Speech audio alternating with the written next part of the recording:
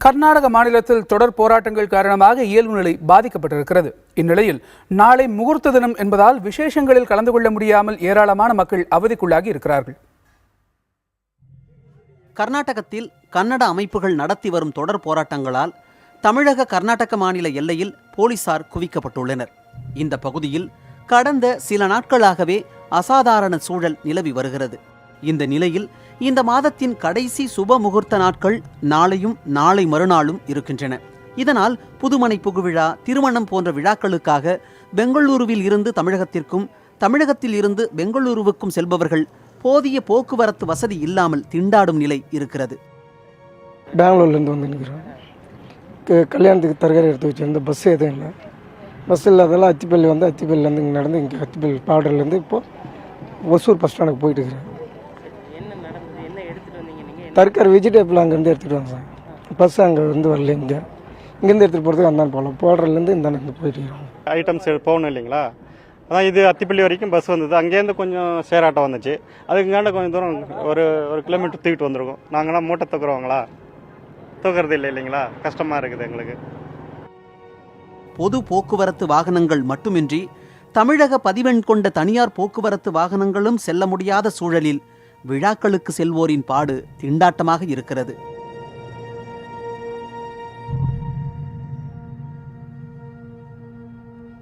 பெங்களூர் காய்கறி மார்க்கெட்டில் தான் இருக்கேன். வியாபாரம் பண்ணிட்டு இருக்கேன். ஒரு ஃப்ரெண்டுக்கு மேரேஜுக்காக போயிட்டுருக்கேன். பஸ் எதுவும் இல்லை, பஸ் வசதி எதுவும் இல்லை.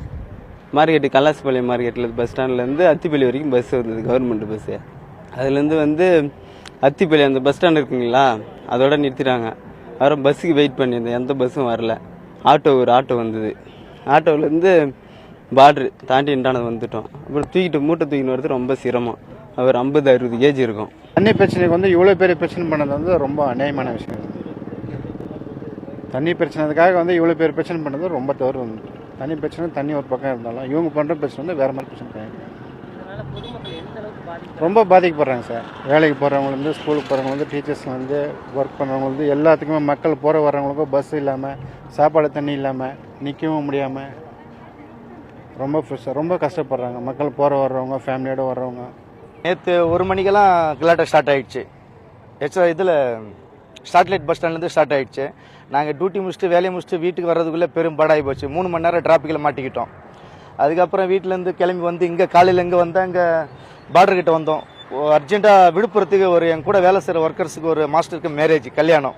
அந்த கல்யாணத்துக்கு போகும்போது எங்களுக்கு பஸ்ஸும் கிடையாது, ஒன்றும் கிடையாது. அங்கேருந்து பார்டர் தாண்டி இந்த பார்டருக்கு வந்த பிறகு எங்களுக்கு பஸ் இல்லை. இங்கே டிஸ்ட்ரிக்ட் கலெக்டர் என்ன ஒரு வேனை ரெடி பண்ணியிருந்தாரு, அது வேறு ஸ்டாப் பண்ணிக்கிட்டாங்களாம் இந்த கர்நாடக போலீஸுங்க. அதனால் எங்களுக்கு வரதுக்கு ரொம்ப பாதிப்பாக எனக்கு. நடந்தால் 5 கிலோமீட்டர் 6 கிலோமீட்டர் நடந்து போயிட்டு வரதா இருக்குது. இப்போ நாங்கள் ஒரு அவசரத்துக்கு மேரேஜுக்கு போகணும், வழியில் சாப்பிடணும், ஒரு தண்ணி சாப்பிடணும், ரொம்ப சிரமமாக இருக்குது. இதே போல மருத்துவமனைகளுக்கு செல்வோர், வேலைக்கு செல்வோர் என பல தரப்பு மக்களின் இயல்பு வாழ்க்கை பாதிக்கப்பட்டுள்ளது.